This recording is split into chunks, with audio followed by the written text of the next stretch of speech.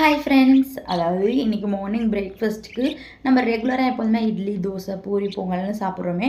கொஞ்சம் டிஃப்ரெண்ட்டாக ஒரு லைட் வெயிட் ஃபுட் சாப்பிட்டா நல்லாயிருக்கும்னு எனக்கு தோணுச்சு. ஸோ அதனால் எனக்கு திடீர்னு தோணுனால எங்கள் வீட்டில் இருக்க வெஜிடபிள்ஸை வச்சு இந்த சாலட் பார்த்துட்டிங்கன்னா ரெடி பண்ணியிருக்கேன். அதாவது நான் பெருசாக எதுவுமே சேர்க்கல. வெள்ளரிக்காய், அதுக்கப்புறம் கேரட், ஆனியன், நான் ஊற வச்ச பாசிப்பருப்பு வாஷ் பண்ணி சேர்த்துருக்கேன். நீங்கள் இதுக்கு பதிலாக பாசி பயிறு கூட முளைக்கட்டினது சேர்த்துக்கலாம். ரொம்பவே ஹெல்தி வெர்சன் அது. ஸோ அதனால் நீங்கள் உங்களுக்கு முடிஞ்சதுன்னா நீங்கள் அப்படியும் சேர்த்துக்கலாம். நான் இதோட டேஸ்ட்டுக்காக பெப்பர், சால்ட்டு, கர்ட்லாம் ஆட் பண்ணியிருக்கேன். இந்த வெயிட் லாஸ் ஜேர்னியில் இருக்கவங்க பார்த்திங்கன்னா இந்த சாலட் எடுத்துக்கலாம். நீங்கள் மேபி வெயிட் லாஸ் பண்ணுறதுனால இந்த கேர்டை ஸ்கிப் பண்ணாலும் ஸ்கிப் பண்ணிக்கோங்க.